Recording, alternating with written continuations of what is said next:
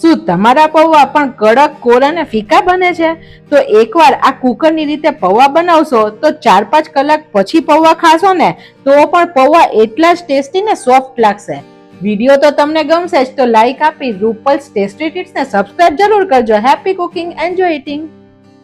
સૌથી પહેલા 2 વાટકી એટલે વજનમાં 150 ગ્રામ જેટલા બટેકા પૌવાના પૌવા લીધેલા છે. પૌવામાંથી કચરો કાઢવા માટે આપણે તેને ચાળી લેવાના.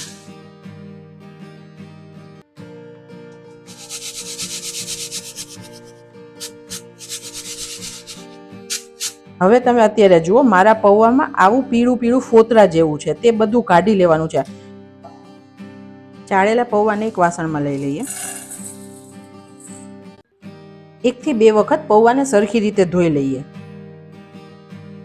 આપણે પૌવાને પલાળવાના નથી, આપણે ધોઈ જ લેવાના છે.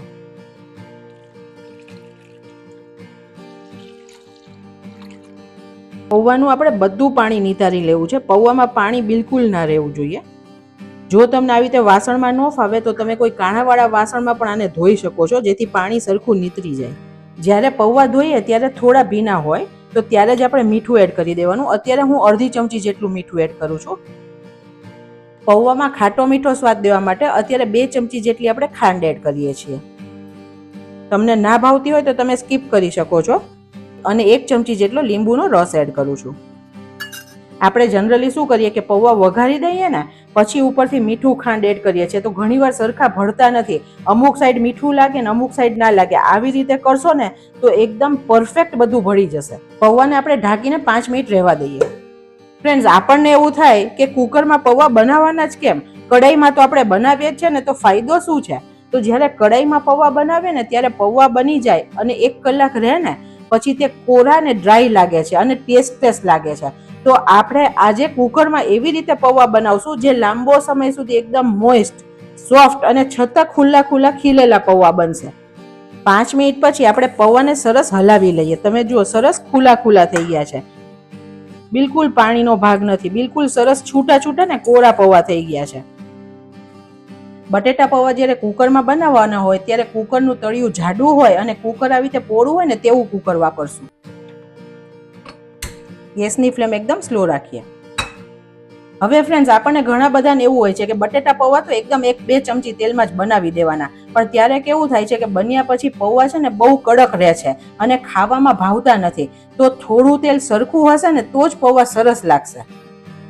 અત્યારે આપણે 3 ટેબલ સ્પૂન જેટલું તેલ નાખીએ છીએ. અને તમે હેલ્થ કોન્શિયસ છો તો તમે ઓછા તેલમાં પણ બનાવી શકો છો, પણ એવી વખતે આપણે પૌવા બનાવીને તરત જ ખાઈ લેવાના, તેનો પાછળથી ઉપયોગ નહીં કરવાનો. તેલ થોડું ગરમ થાય પછી આપણે 4 ચમચી જેટલી સિંગ એડ કરીએ. અત્યારે મેં કાચા સિંગદાણા લીધા છે. આને પહેલા આપણે તળી લેવાના જેથી તેનો ક્રંચ અને સ્વાદ બંને સરસ લાગશે. થોડી ગોલ્ડન થાય ડાર્ક કલરની ત્યાં સુધી થવા દેવાની. સિંગ થવા લાગશે ને એટલે આવી રીતે ક્રેક ક્રેક આવશે અંદર.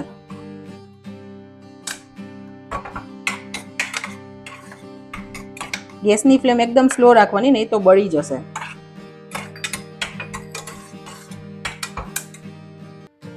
આપણી સિંગ સરસ થઈ ગઈ છે, આપણે કાઢી લઈએ.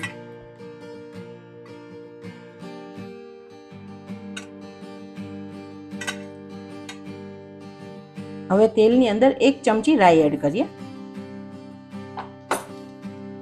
અડધી ચમચી જીરું એડ કરીએ.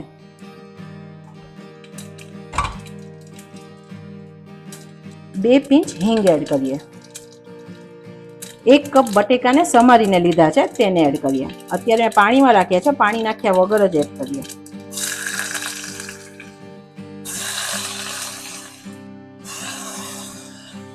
બટેટા પહેલા સમારીએ ને તો પાણીમાં રાખવાના જેથી કાળા ના પડે. હવે બટેટા જ્યારે ખાવામાં આવે ત્યારે બિલકુલ મોળા ના લાગે એટલે કે ફીકા ના લાગે તેની માટે 2 પિંચ જેટલું મીઠું એડ કરીએ. આનાથી બટેટા જલ્દી ચડશે અને ટેસ્ટ પણ સરસ આવશે. અને અડધી ચમચી જેટલી હળદર એડ કરીએ.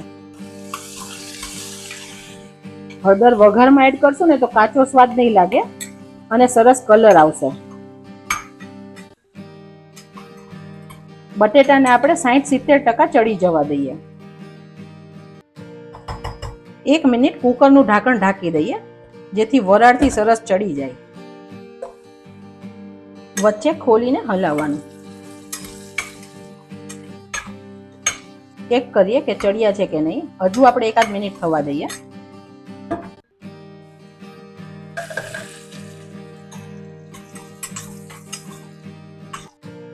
ચપ્પુથી આપણે ચેક કરીએ. સરસ બટેટું અત્યારે 80% જેટલું ચડી ગયું છે. બિલકુલ કચાશ નથી. 8 થી 10 લીમડાના પાન એડ કરીએ. મેં વઘારમાં એટલે ના નાખ્યા કે બહુ કાળા ના થઈ જાય.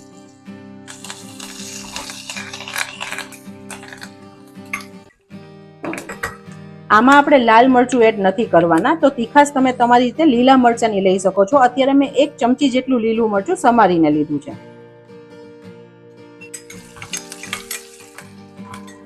જો તમે ડુંગળી ખાવ છો તો આ ટાઈમે તમારે 1 નંગ જેટલી ડુંગળી સમારીને એડ કરી દેવાની છે અને ડુંગળી ટ્રાન્સપરન્ટ થાય ત્યાં સુધી જ થવા દેવાની છે.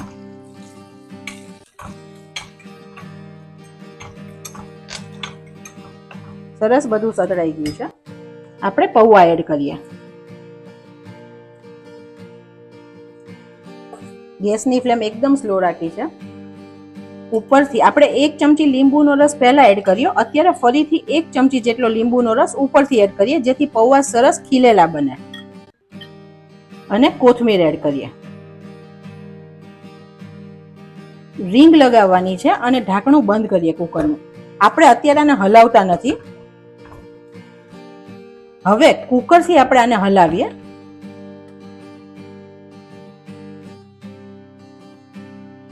ખોલીને એકવાર ચેક કરી લઈએ. તમને એવું લાગે કે સરખું નથી ભળ્યું તો ફરીથી એકવાર આવી રીતે ચમચાથી હલાવી લો. કુકરથી હલાવવાનું કારણ એ છે કે બહુ પૌવા ભાંગી ના જાય. હવે પૌવા સરસ મોઇસ્ટ રહે ને એની માટે અત્યારે આપણે 1/4 કપ એટલે કે 3 થી 4 ચમચી જેટલું પાણી એડ કરીએ છીએ. ફરીથી ઢાંકી અને હલાવીએ. આ પાણી નાખવાનું કારણ એ છે ફ્રેન્ડ્સ કે લાંબા સમય સુધી પૌવા સરસ સોફ્ટ રહેશે.